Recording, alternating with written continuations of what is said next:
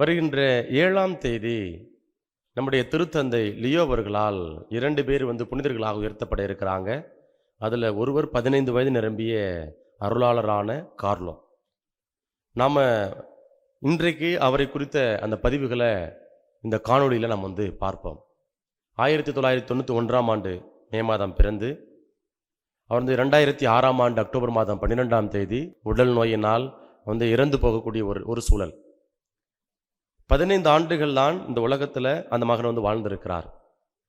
ஆனால் அளப்பரிய காரியங்களை, நம்முடைய வாழ்க்கைக்கு, அன்றாட வாழ்க்கைக்கு தேவையான காரியங்களை நம்ம கற்றுக் கொடுக்கக்கூடிய ஒரு உன்னதரான ஒரு மகனாக இருக்கிறார். அவருடைய வாழ்க்கை வரலாற்றை நம்ம படிக்கிறப்ப ஒரு அழகான ஒரு சொற்றொடர் என்னுடைய இதயத்தை அப்படியே வருடியது. இது என்ன அப்படின்னா, all of us are born as original but most of us die as photo copies அப்படின்னு சொல்கிறார். இதனுடைய அர்த்தம், விளக்கம் என்ன அப்படின்னா, இந்த உலகத்தில் நான் பிறக்கின்ற பொழுது அப்படியே உண்மையா அந்த அச்சு அசல், அந்த ஒரிஜினல்னா அசலாக உண்மையாக இருக்கிறோம். ஆனால் காலங்கள் செல்ல செல்ல இறக்கிறப்ப நாமளாக இருப்பதில்லை. என்ன பண்ணுறோம் அப்படின்னா, அடுத்தவங்களோடு சமரசம் செய்து கொள்ளக்கூடிய ஒரு நிலை, சூழல்களோடு, நேரங்களோடு, மனிதர்களோடு நம்ம என்ன செய்யப்படுறோம் அப்படின்னா, நிர்பந்திக்கிறோம், சமரசம் செய்து கொள்ளக்கூடிய ஒரு நிலை. ஆனால் இந்த மகன் 15 ஆண்டுகள் வாழ்ந்த இந்த மகன் சொல்கிறாரு, நீங்களா இருங்க.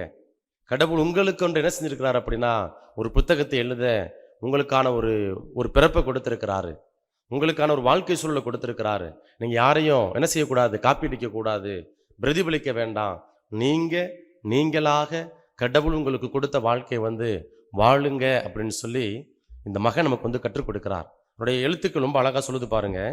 God has written for each of us a unique and unrepeatable story, but he has left us free to write the end of the story. அதாவது இந்த உலகத்தில் நம்ம கேள்விப்பட்டு இருக்கிறோம், அதாவது ஒருத்தரை போல 7 பேர் இருக்கிறாங்க. அப்போ அந்த 7 பேர் இருக்கிறாங்க அப்படின்னா 7 பேருமே பார்ப்பதற்கு ஒரே மாதிரி இருக்கலாம். ஆனால் அவருடைய குணாதிசயங்கள், பண்பு நலன்கள், உடல் தோற்றங்கள் என்ன செய்யும் அப்படின்னா, நிச்சயமாக சின்ன சின்ன வேறுபாடுகள், மாற்றங்கள் இருக்கக்கூடிய நம்ம பார்க்கிறோம்.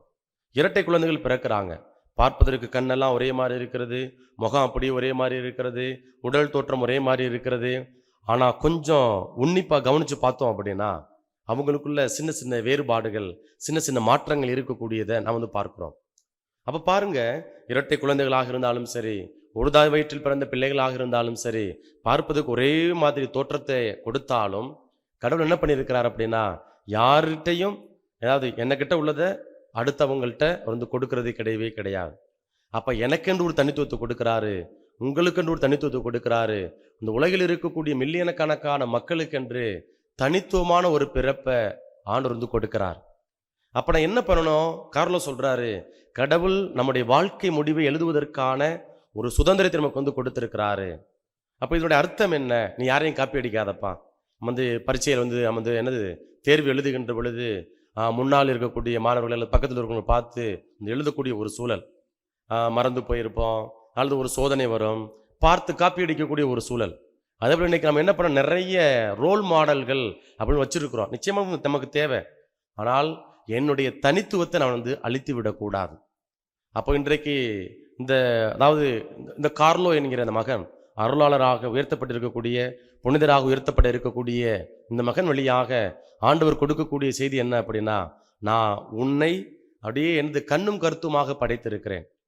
உன்னுடைய சிந்தனைகளை, உன்னுடைய கருவிழிகளை நான் பார்த்து பார்த்து ஆராய்ந்து படைச்சிருக்கிறேன். அப்போ உனக்கான வாழ்க்கையை நீ வாழு, யாரையும் நீ காப்பி அடிக்காத. உனக்கான வாழ்க்கை வாழ உனக்கு குழப்பம் இருக்குதா, ஏதாவது தேடல் இருக்குதா, அதை நீ என்னக்கிட்ட கேளு, அதற்கான விடைகளை நான் உனக்கு கொடுப்பேன் என்று ஆண்டவர் நமக்கு இன்றைய நாளில் அழைப்பினை கொடுக்கிறார். அதனால் இந்த நாளில் கார்லோ எப்படி 15 ஆண்டுகள் வாழ்ந்தாலும் தனக்கான ஒரு தனித்துவத்தை, கடவுள் கொடுத்த அந்த வாழ்க்கையை அவருக்கு உகந்த விதத்தில் வாழ்ந்தாரோ, அதே போல நாமும் கடவுளுக்கு உகந்த விதத்தில் நம்முடைய வாழ்வை வாழ்வோம். அதற்கான அருளை வேண்டி தொடர்ந்து கார்லோ வழியாக நாம் ஜெபிப்போம்.